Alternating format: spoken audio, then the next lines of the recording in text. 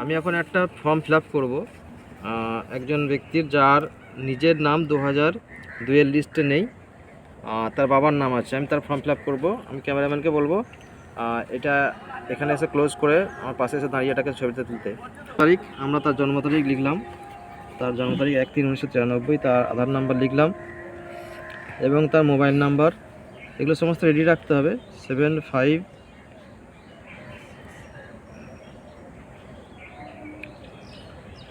তার এবার আছে তার বাবার নাম, পিতার নাম তার ভোটার কার্ডে লেখা আছে, সেটা আমরা যা লেখা আছে তাই লিখব।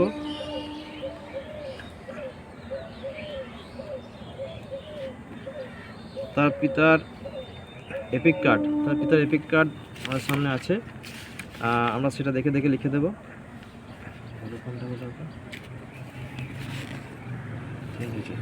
তার এপিক কার্ডের এখনকার বর্তমান কার্ডের নাম্বার চেঞ্জ হয়েছে, তাই আমরা বর্তমান যে নাম্বারটা আছে সেটা লিখব।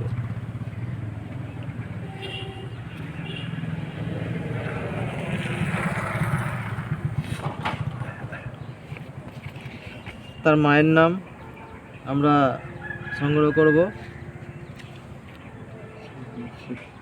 ফতেমা মোল্লা।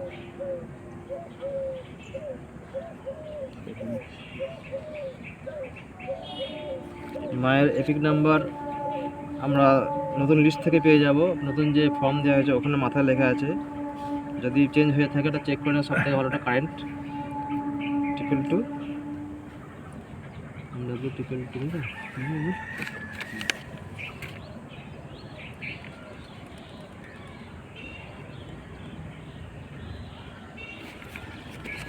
আচ্ছা, এর বিবাহিত স্ত্রী আছে বর্তমানে?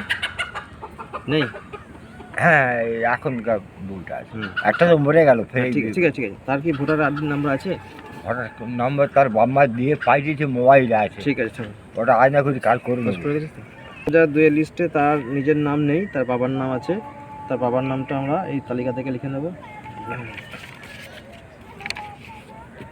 বাবার নাম আছে যা আমরা বাংলায় লিখব, এটা বাংলাতে যেহেতু এখানে আছে।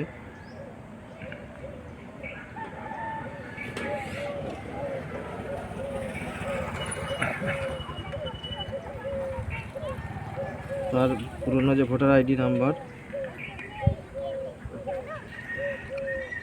এই ফরম্যাটে ছিল, এই ফরম্যাটে লিখবো আমরা। নতুন ফরম্যাটে যা আছে সেটা এখানে লিখবো না।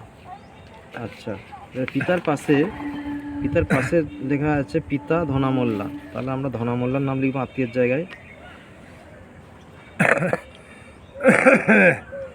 ধনা মোল্লা আইন মোল্লার কে হয়? আইন আলী মোল্লার এখানে লেখা আছে পিতা হয়, আমরা পিতা লিখবো। জেলা দেখতে পাচ্ছি বর্ধমান, তখন বর্ধমান নাম ছিল, বর্তমানে পূর্ব বর্ধমান, কিন্তু আমরা পূর্ব বর্ধমান লিখবো না, বর্ধমান লিখব। রাজ্যের নাম পশ্চিমবঙ্গ, বিধানসভা ক্ষেত্রের নাম হচ্ছে বর্ধমান উত্তর, তখন বর্ধমান উত্তর ছিল, এখনও বর্ধমান উত্তরই আছে, লিখব। বিধানসভা ক্ষেত্রের নাম্বার হচ্ছে 270, অংশ নাম্বার এই কোণে লেখা আছে 213, আর সিরিয়াল নাম্বার হচ্ছে এখানে আমরা পেয়ে যাব তালিকা থেকে 286। এই হয়ে গেল ফর্ম ফিল আপ কমপ্লিট।